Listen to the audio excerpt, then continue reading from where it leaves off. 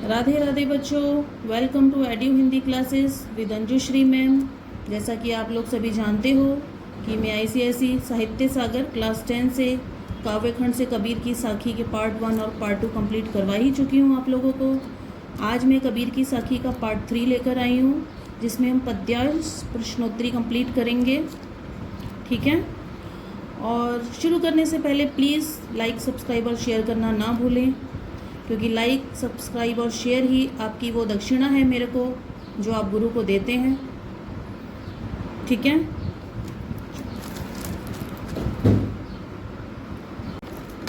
गुरु गोविंद दोहु खड़े काको लागू पाए, बलिहारी गुरु आपन जिन गोविंद दियो बताए। कबीरदास जी कहते हैं कि मेरे सामने एक असमंजस की स्थिति खड़ी हो गई है कि मेरे सामने गुरु और गोविंद दोनों खड़े हैं। अब मैं किसको नमन करूं, अब मैं किसको प्रणाम करूं। फिर वो कहते हैं मैं अपने गुरु को प्रणाम करूंगा, क्योंकि गुरु ही है जो ईश्वर तक जाने का मार्ग प्रशस्त करते हैं, हमें प्रकाश देते हैं, जिससे हम ईश्वर को पा सकें।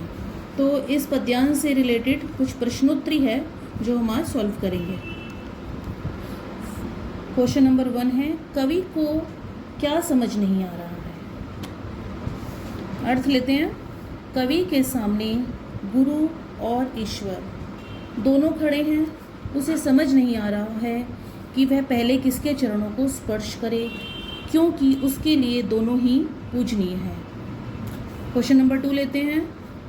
कबीरदास जी ने किस किस की तुलना आपस में की है तथा किसे बड़ा बताया है। आंसर लेते हैं।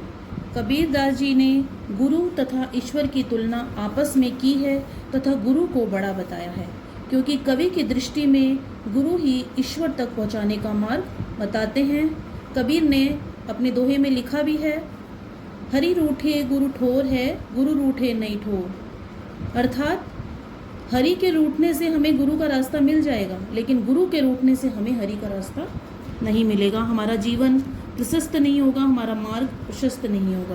तात्पर्य है कि यदि ईश्वर रूठ जाए तो गुरु उनको मनाने का रास्ता बता सकते हैं, परंतु यदि गुरु रूठ जाए तो हमारे पास कोई रास्ता नहीं है। क्वेश्चन नंबर 3 लेते हैं। कवि किस किस पर बलिहारी है तथा क्यों, मतलब मेहरबान है। कवि अपने आप को अपने गुरु पर बलिहारी है, क्योंकि गुरु ही हमारे अज्ञान के अंधकार को मिटाकर ज्ञान का प्रकाश देता है, जिससे हमें ईश्वर के विषय में पता चलता है। सच्चाई तो यह है कि ईश्वर की प्राप्ति का ज्ञान हमें गुरु से ही प्राप्त होता है, इसलिए कवि गुरु पर ही बलिहारी है। क्लियर। क्वेश्चन नंबर 4, ये इस पद्यांश से रिलेटेड क्वेश्चन है। ओके। कबीर की भक्ति भावना पर प्रकाश डालिए। कबीरदास जी की भक्ति काल की निर्गुण भक्ति धारा के कवि थे। भक्ति की मुख्यतः 2 धाराएं मानी गई है, सगुण भक्ति तथा निर्गुण भक्ति। सगुण भक्ति में आराधक का कोई इष्ट या आराध्य होता है, जबकि निर्गुण भक्ति में तो ईश्वर को निराकार मानते हैं। कबीरदास जी के अनुसार ईश्वर को प्राप्त करने के लिए किसी मूर्ति या किसी के सहारे की आवश्यकता नहीं है। वह तो घट घट व्यापी है, उनका ब्रह्म तो सर्वव्यापक है। वे ब्रह्मा के निर्गुण रूप में विश्वास करते हैं। क्लियर। यहाँ तक क्लियर हो गया आप लोगों को।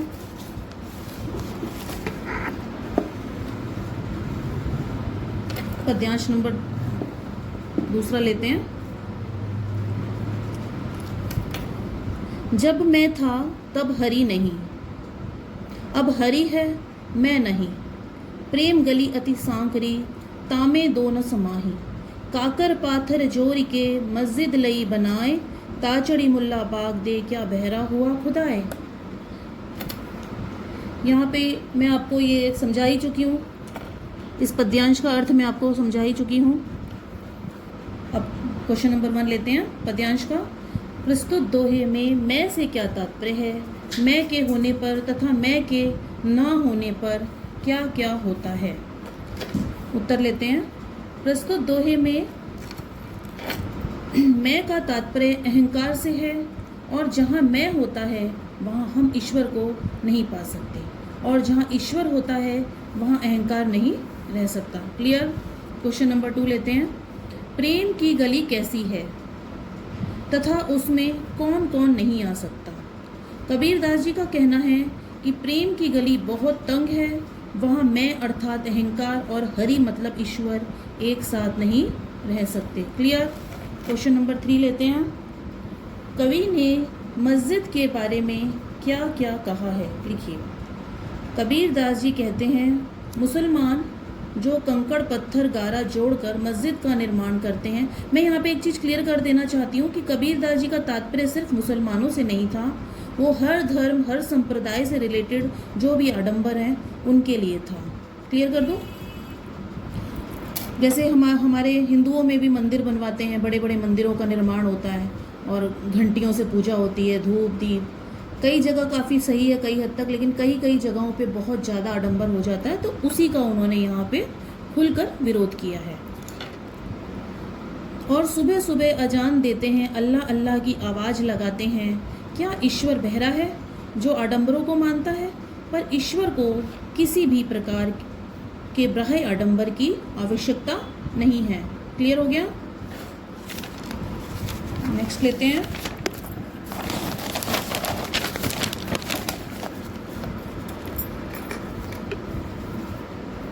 Question number 4। ताजड़ी मुल्ला क्वेश्चन नंबर 4। ताजड़ी मुल्ला बाग दे क्या बहरा हुआ खुदाए? पंक्ति की व्याख्या कीजिए। उत्तर है, इस पंक्ति से कबीर दास जी का तात्पर्य है कि सुबह सुबह मुसलमान छत पर चढ़कर अजान देते हैं, जोर जोर से अल्लाह अल्लाह को पुकारते हैं। क्या ईश्वर बहरा है? उसे आडंबरों की आवश्यकता है। क्लियर। पद्यांश नंबर 2 लेते हैं। पाहन पूजे हरि मिले तो मैं पूजू पहाड़, ताते ये चक्की भली पीस खाए संसार। सब धरती कागद करो लेखनी सब बन राय, सात समंदर की मसी करो हरिगुण लिखा न जाए। इसी पद्यांश से रिलेटेड प्रश्नोत्तरी है नीचे। Question number 1। मूर्ति पूजा के संबंध में कबीर दास जी के क्या विचार हैं? उत्तर है, कबीर दास जी की एक छवि समाज सुधारक की भी रही है। वे मूर्ति पूजा, व्राही आडंबर और हिंदू मुसलमानों दोनों समुदायों के कर्म कांडों, रूढ़ी प्रथाओं का खुलकर विरोध करते हैं। वे सरल भक्ति मार्ग को ईश्वर की प्राप्ति का न्यायोचित मार्ग बताते हैं। क्लियर। Question number 2। ईश्वर के गुणों की महिमा को लिखने के संबंध में कबीर दास जी ने क्या क्या साधन बताए हैं?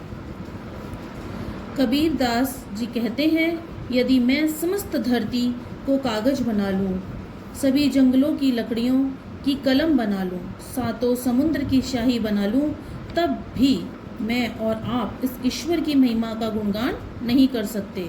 वो सर्वव्यापी और निर्गुण तत्व है। ईश्वर की महिमा का बखान कौन ही कर सकता है? हमारे अंदर इतना सामर्थ्य नहीं है कि हम उस पर ब्रह्मा परमेश्वर का बखान कर सके, उसकी महिमा का गुणगान कर सकें। इसलिए आज इसी के साथ में कबीर दास जी की साखी का पार्ट 3 कंप्लीट हो चुका है। ठीक है, तो आप लोग अपना अच्छे से यूनिट टेस्ट दीजिए। मेरे ख्याल से मैंने आपको काफ़ी हद तक प्रिपरेशन करवा दिया है यूनिट टेस्ट के लिए। ठीक है, प्लीज़ लाइक, सब्सक्राइब और शेयर करना ना भूलें। बाय।